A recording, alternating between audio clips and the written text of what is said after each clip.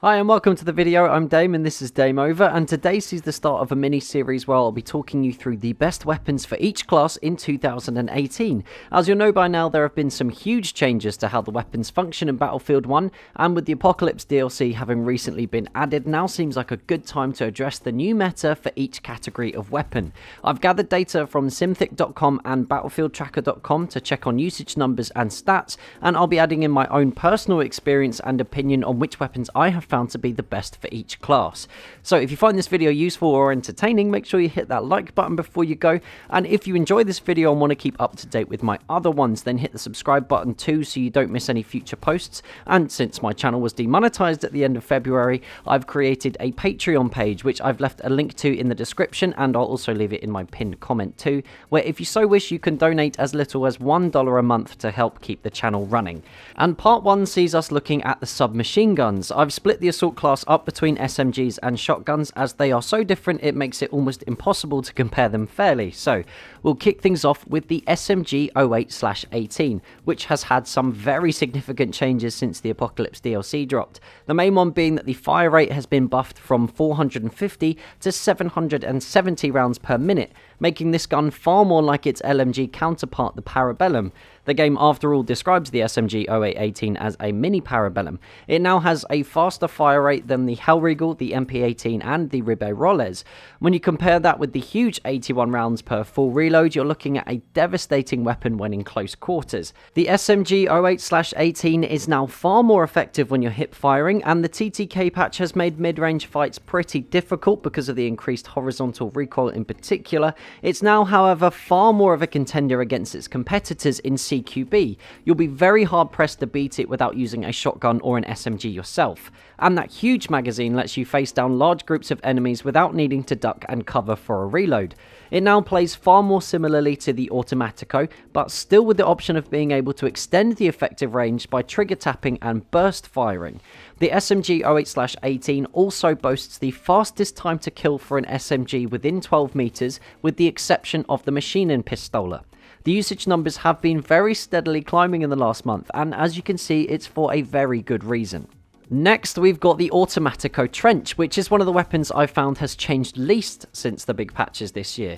It has obviously had the increased recoil and spread statistics applied to it, but unlike most of the other SMGs, it has not received the 4 bullet to kill buff within 12 meters. Instead, the Automatico takes 5 bullets to kill, which obviously seems like a disadvantage, but when you consider its incredibly fast fire rate at 900 rounds per minute, it seems to keep it a bit more balanced. Now, I've chosen the Trench variant specifically here because of its superior hip fire over the other variants. It shares the same spread statistics as the MP18 Trench, and combining that with the 25 bullet mag and the ease of use you have from not having to aim down the sight, this weapon can be very difficult to beat. Even outside of intended SMG range, the fire rate allows you to burst fire quite accurately if you take a little time to practice with it, but where it's at its strongest is obviously in CQB, where you can simply hose down your opponents with a torrent of ammunition, reload and repeat. Next up is the blindingly obvious choice for the SMG category, and that's the Regal 1915 Factory. I've made a few videos on the Regal in the past, so I won't go into massive detail on it, but it still remains the most popular SMG by a ridiculous amount, with just under 45% of players choosing to use it. This is because of its large 60-round magazine, its good hip fire, its efficiency in ranged fights, faster than average fire rate, and its all-round ease of use. It's true that it has become harder to use since the TTK patch, but with only 4 bullets to kill at close quarters, it still dominates very heavily. The Apocalypse DLC saw the addition of an increased deploy time, meaning it takes longer to aim down the sight than it used to, but the Regal still remains the out-and-out favourite for the assault class, and I think still remains overpowered. Finally, we've got the Regal 1918 Factory, and I've left this one till last because I consider it the best SMG of 2018. I think the Regal is pretty underrated in terms of its popularity. It's got roughly 6% of the assault class population using it at any one time, which I kind of see as a blessing and a curse, really. The good thing is not many players have discovered quite how good it is yet, and the bad thing is I'm now telling more players about it, so I'll probably end up regretting it quite soon. Anyway, the Ribeye Rollers has one of the slower fire rates at 550 rounds per minute, with only the RSC SMG being slower, but this is offset by the higher than average damage figures, with a max of 28, same as the SMG 08/18, and a minimum of 17.5, which is beaten only by the RSC SMG, which is also the only gun to beat the Ribeye Rollers for muzzle velocity. And this is an interesting stat to think about, as the Ribeye Rollers, unlike any other SMG, has a bipod.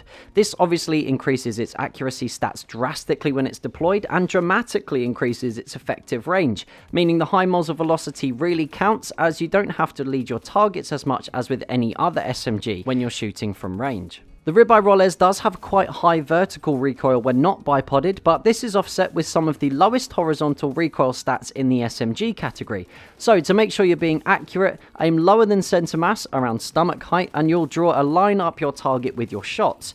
The Ribeye Rollers for me is by far the most versatile of the SMGs. In CQB, getting the drop on your opponent is very important always, and with the Ribeye Rollers it is even more so because of its slower time to kill than its competitors.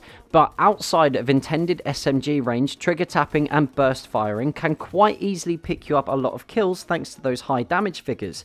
This is before considering the bipod, which changes the game drastically, since the medic and support classes have both received big buffs in accuracy and damage since the new year. For me, the Ribeye Rollers is the only SMG that can comfortably challenge the medic and support classes at mid-range without needing a very high level of skill. So those are my top SMGs of 2018.